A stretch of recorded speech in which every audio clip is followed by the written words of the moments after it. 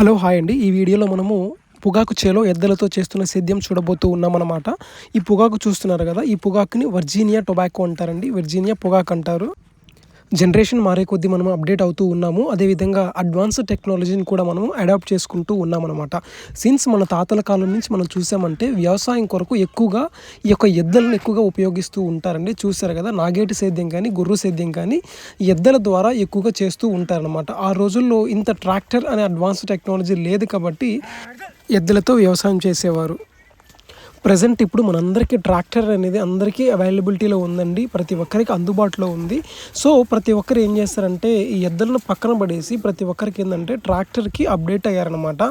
ఎందుకు అంటే the main reason ఏంటంటే ట్రాక్టర్ని ఉపయోగించడం వల్ల టైం అనేది మోస్ట్లీ సేవ్ అవుతుందండి. టైం సేవ్ అవుతుంది, ప్లస్ కాస్ట్ ఆఫ్ లేబర్ అనేది కొంచెం తగ్గుతుందనమాట.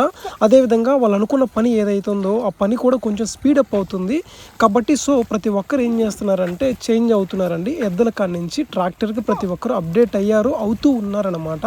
ద నెక్స్ట్ ఇంకొకటి మెయిన్ రీజన్ ఏంటంటే ట్రాక్టర్ ద్వారా ఏంటంటే మల్టీపర్పస్ అన్నిటికీ ఉపయోగపడుతుంది. అదేవిధంగా యూనిక్ టెక్నిక్స్ కూడా వాటి ద్వారా ట్రాక్టర్ ద్వారా ఉపయోగిస్తారండి.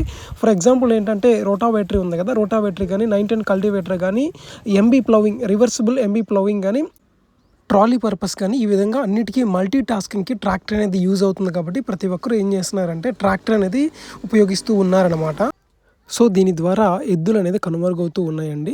సిన్స్ మన తాతల కాలం నుంచి మనం చూసామంటే వ్యవసాయంలో ఎక్కువగా మన పూర్వం తాతలు ఎక్కువగా వ్యవసాయం కోసం ఎద్దుల్ని ఎక్కువగా ఉపయోగించేవారనమాట.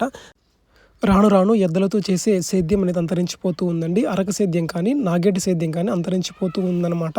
అయితే అక్కడక్కడ మనకు కనిపిస్తూ ఉంటుందన్నమాట. అక్కడక్కడ గ్రామాలు ఏవైతే ఉన్నాయో గ్రామాలలో ఎక్కువగా మనము ఇవి చూస్తూ ఉంటామన్నమాట.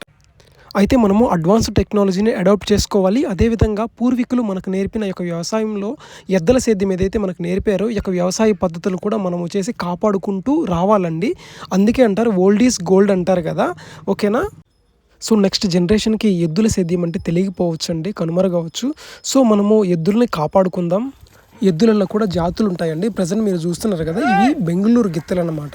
అదేవిధంగా ఇంకో జాతి ఏంటంటే ఒంగోలు గిత్తలు అండి. ఈ విధంగా జాతులు ఉంటాయన్నమాట. బెంగళూరు గిత్తలు, ఒంగోలు గిత్తలు అనమాట. మా ఏరియాలో మేముండే ఏరియాలో ఎక్కువగా ఒంగోలు గిత్తలు అనేది చాలా అంటే చాలా ఫేమస్ అండి. ఓకేనా, ఇక్కడ చూస్తున్నారు కదా, ఇక్కడ పొగాకు చేలో వీళ్ళు ఏం చేస్తున్నారంటే గొర్రు సేద్యం చేస్తున్నారు. ఓకేనా, ఇక్కడ ఆ సాల్ అంటారండి లేదా పట్టి అంటారు, అటు ఆ సాల్కి ఈ సాల్కి మధ్యలో దున్నుతున్నారు కదా. ఏంటంటే ట్రాక్టర్ అనేది ఒక 910 కల్టివేటర్ ఏదైతే ఉందో అది లాంగ్ అంటే పెద్ద బ్రాడ్గా ఉంటుంది కాబట్టి అది పెట్టి మనం సేద్యం చేసామంటే మొక్కలు లేచి పైకి వస్తాయి కాబట్టి ఈ పొగాకు చేలో ఎద్దులతో సేద్యం చేయిస్తారండి. ఓకేనా, ఎద్దులను ఉపయోగించి చేసే కొన్ని మెథడ్స్ చూద్దామండి. ప్రజెంట్ వీళ్ళు దున్నుతున్నారు కదా, దీన్ని గొర్రు సేద్యం అంటారు. దాని నెక్స్ట్ నాగేటి సేద్యం కూడా చేస్తారండి. దాని నెక్స్ట్ గుంటకు దోలుతారు, ఎద్దులతోటి గుంటకు దోలుతారు. దాని నెక్స్ట్ అచ్చులు ఐడియా ఉంది కదండి, అచ్చులు కూడా దోలుతారనమాట. ఓకేనా, దాని నెక్స్ట్ వచ్చేసి అక్కడక్కడ రేరుగా టైర్ బండ్లు ఐడియా ఉందండి మీకు, టైర్ బండ్లు అక్కడక్కడ రేరుగా మనకి కనబడుతూ ఉంటాయి అన్నమాట. ఓకేనా, ఇదండి సంగతి. నెక్స్ట్ జనరేషన్ వచ్చేసి యూట్యూబ్లో చూసుకునే పరిస్థితి అనేది వస్తుందండి. ఎద్దుల సేద్యం అరక సేద్యం ఏదైతే ఉందో ఎద్దులతో చేసే వ్యవసాయం వచ్చేసి యూట్యూబ్లో చూసుకునే పరిస్థితి అనేది వస్తుంది. మనమే కల్పిస్తూ ఉన్నామన్నమాట. అరక సేద్యం అంతరించిపోవటానికి మనమే ఎక్కువగా ప్రయాసపడుతూ ఉన్నామండి, పక్కన పెట్టేస్తూ ఉన్నామన్నమాట. నెక్స్ట్ జనరేషన్కి రాబోయే తరానికి ఎద్దులను చూపించాలన్నా ఎద్దులతో చేసే వ్యవసాయాన్ని చూపించాలన్నా కష్టమైపోతుందండి, కనుమరుగైపోతుంది. కాబట్టి ఎద్దులను కాపాడుకోవాల్సిన బాధ్యత, అరక సేద్యాన్ని కాపాడుకోవాల్సిన బాధ్యత మనందరికీ ఉంది. కాబట్టి నా తరపున రైతులు ఎవరైతే ఉన్నారో నా తరపు నుంచి హంబుల్ రిక్వెస్ట్ అండి, ఎక్కువగా అడ్వాన్స్డ్ టెక్నాలజీ వైపు మొగ్గు చూపటమే కాకుండా వ్యవసాయంలో భాగంగా ఎద్దులను కూడా ఉపయోగించడానికి ఎక్కువగా ప్రయాసపడండి. ఒక చిన్న రిక్వెస్ట్ అండి, కనుమరుగైపోకుండా కాపాడుకునే దానికి మనవంతు మనము కృషి చేద్దామండి. థ్యాంక్ యూ అండి. ఈ వీడియో ఇంతవరకు చూసినందుకు థ్యాంక్ యూ అండి. Thank you so much.